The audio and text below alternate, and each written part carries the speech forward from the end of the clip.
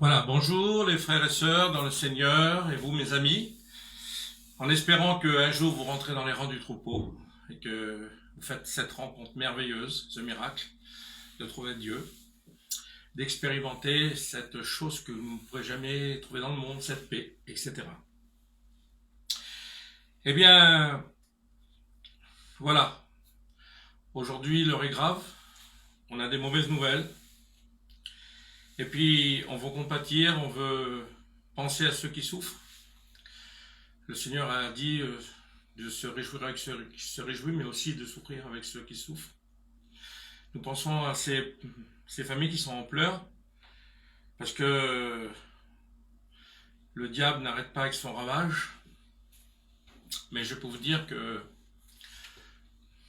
malgré ça, et nous allons prier pour toutes ces familles. Mais malgré ça, l'heure n'est pas aux pleurs, mais à la réjouissance. Ça vous semble déplacé ce que je dis peut-être. Eh bien non, parce que vous allez voir dans la parole de Dieu quelques mots de l'apôtre Paul. Demain, nous sommes dimanche et nous avons un jeûne. Moi, je m'engage à le faire chez moi. Eh bien, je voudrais que vous aussi, vous preniez cette décision de vous engager, comme l'a décrété la mission, pour que nous puissions faire un jeûne national à seule fin de montrer la grandeur et la puissance de Dieu. Dieu fait des miracles. Il n'a pas changé. Et ce qu'il a fait il y a 2000 ans, il le fait encore aujourd'hui. La mission leur a semblé bon que nous puissions chacun faire ce jeûne. Et puis, je vous engage dans cette responsabilité, parce que nous avons tous une responsabilité. Si nous sommes dans l'œuvre de Dieu, nous avons une responsabilité. Et bien, c'est de faire, c'est d'être obéissant. Alors, l'heure n'est pas au rassemblement pour l'instant, mais elle est au confinement. Et l'heure est à la prière et à la louange du Seigneur.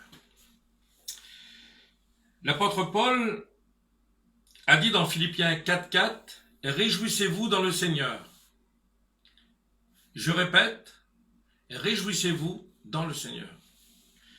L'apôtre Paul, quand il va dire ces paroles, il veut que les chrétiens se réjouissent dans le Seigneur, et il va même dire, je répète, pour que ce mot soit bien ancré dans le cœur et dans la tête de ceux qui l'écoutaient.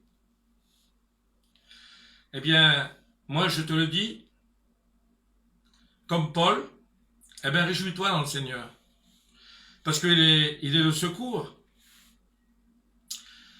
Eh bien, peut-être que toi, qui n'es pas chrétien, tu t'es réjoui dans le monde. Mais c'est une réjouissance bien courte et bien fade, comparée à la réjouissance que Dieu te promet, à la grandeur et à la beauté des choses de Dieu.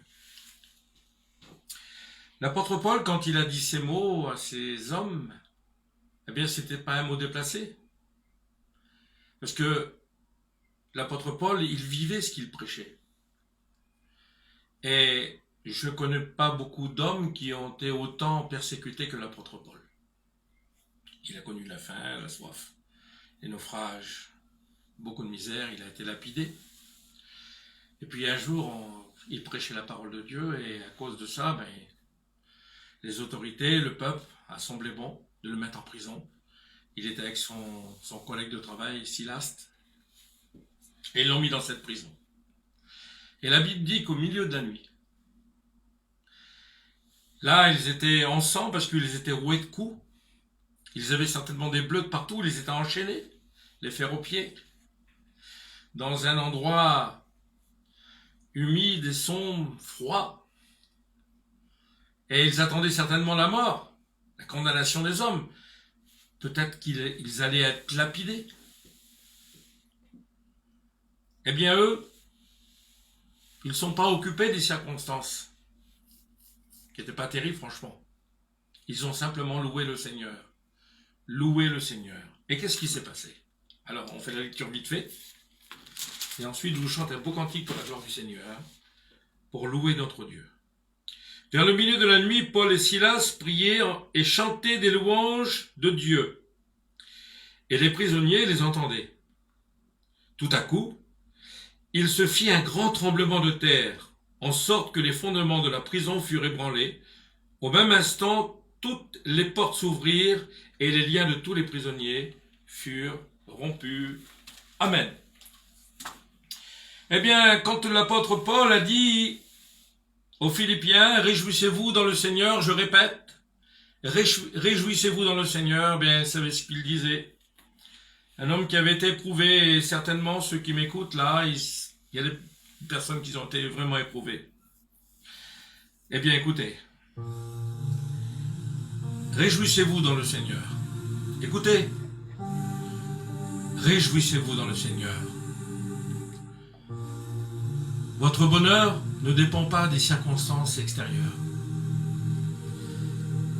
Elle dépend de Dieu.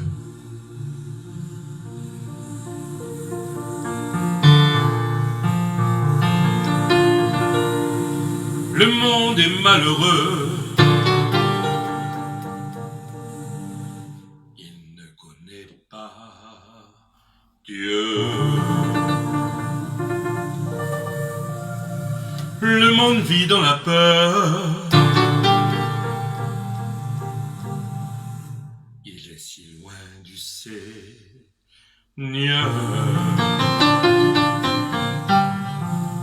Mais s'il ferait comme nous, ils pourraient chanter de tout leur cœur.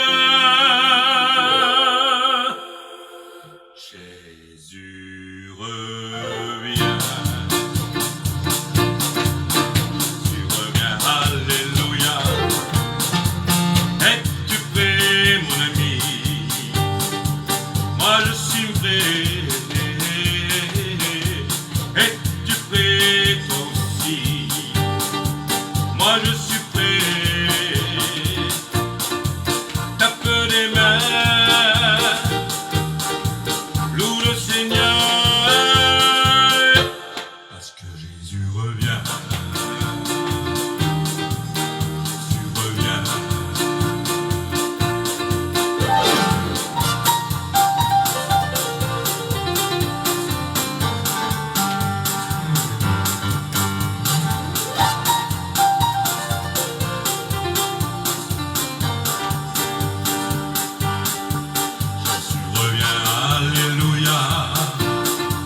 Es-tu prêt? Moi je suis prêt. Es-tu prêt? Moi je suis prêt. Tape des mains, loue le Seigneur, parce que Jésus revient.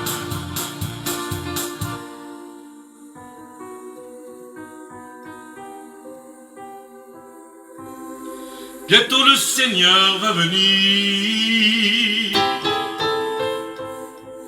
Bientôt le ciel, merci Seigneur, il va venir. Bientôt Jésus va te sauver.